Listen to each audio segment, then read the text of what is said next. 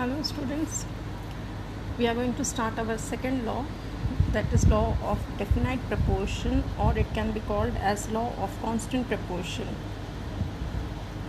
It states that a chemical compound is always made up of same element combined together in a same fixed proportion by mass. Again I am repeating. It states that a chemical compound is always made up of the same elements combined together in the same fixed proportion by mass. For example, water. If we take water from different sources like river, rain, tap water, it is made up of H2O. It has 2 hydrogens and 1 oxygen. So water is made up of hydrogen and oxygen, 2 hydrogens and 1 oxygen. What the law of definite proportion states? It states that a chemical compound is always made up of same elements combined together in a fixed proportion by mass. The mass of hydrogen is 1 and the mass of oxygen is 16. So take out the ratio of this, you will be getting 1:8 ratio. If you take carbon dioxide, we can prepare the carbon dioxide by different methods, like by heating the carbon in presence of oxygen, you can get carbon dioxide. If we take calcium carbonate, CaCO3, on heating, it changes into calcium oxide plus CO. Or if you take another reaction like methane, heat it, you will be getting carbon dioxide plus water. So carbon dioxide is prepared in 3 different reactions. The carbon dioxide is made up of CO2, 1 carbon with 2 oxygen atoms. So what law of definite proportion states? A chemical compound is always made up of same elements. See, carbon dioxide is made up of same elements combined together in a fixed proportion by a mass. The mass of carbon is 12 and the mass of oxygen is 16. So I am multiplying the 16 with 2. You will be considering the 2 atoms, 2 oxygen atoms mass, and carbon is 1. So 1 mass of carbon atom is taken, that is 12. 12, 32. Find out its ratio. You will be getting 3:8. So this is law of definite proportion. What it states? It states that a chemical compound is always made up of same element combined together in a same fixed proportion by mass. The examples we have discussed: water obtained from any sources like river, rain, tap, is always made up of the same element, that is hydrogen and oxygen, combined together in a same proportion by mass, that is 1:8 ratio.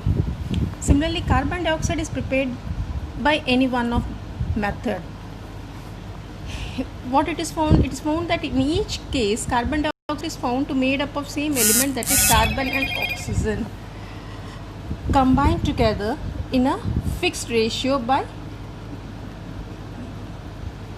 mass.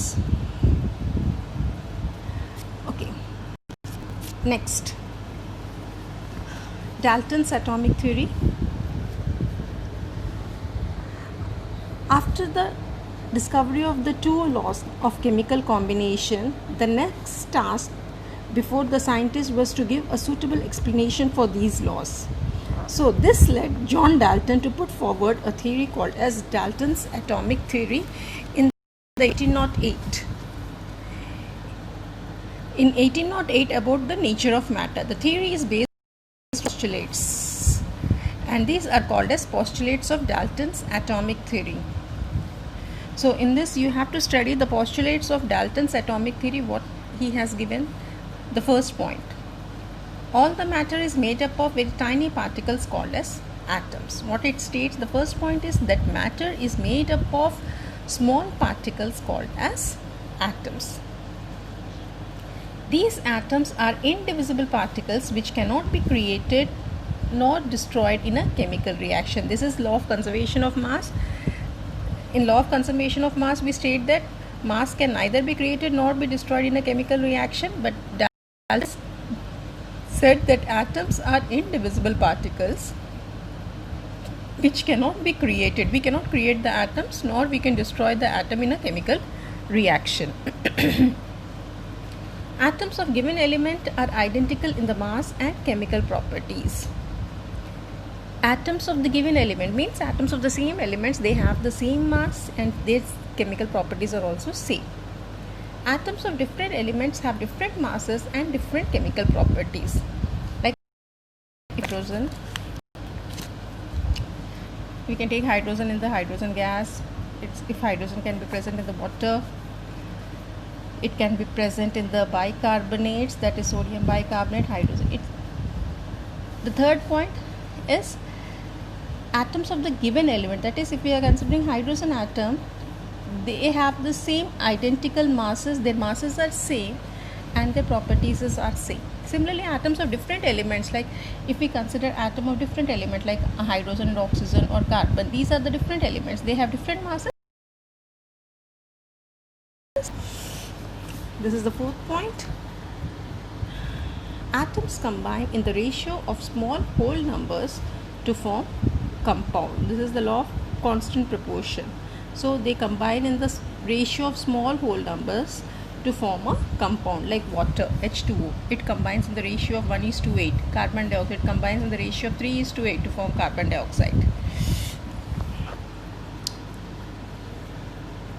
And the last point is the relative number and the kind of atoms are constant in a given compound. The relative number and the kinds of atoms are constant in a given compound. In the given compound, their numbers and the atoms are always constant. Like water, it is made up of 2 hydrogen and 1 oxygen atom. Carbon dioxide, it is made up of 1 carbon and 2 oxygen atoms. Similarly, HCl, 1 hydrogen and 1 chlorine atom. So the number and the kind of atom are constant in a given compound. This is postulates of Dalton's atomic theory. Next, in text question of page 32. A question is given on the basis of the law of conservation of mass, which we have done in the previous session. In a reaction, 5 of sodium carbonate is reacted with 6 grams of ethanoic acid. The products were 2.2 grams of carbon dioxide, 0.9 grams of water and 8.2 grams of sodium ethanoate. Show that these observations are in agreement with the law of conservation of mass. So in order to solve this, first you have to frame a equation.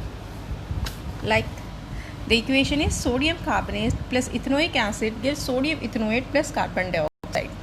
After framing the equation, write the weights at the bottom.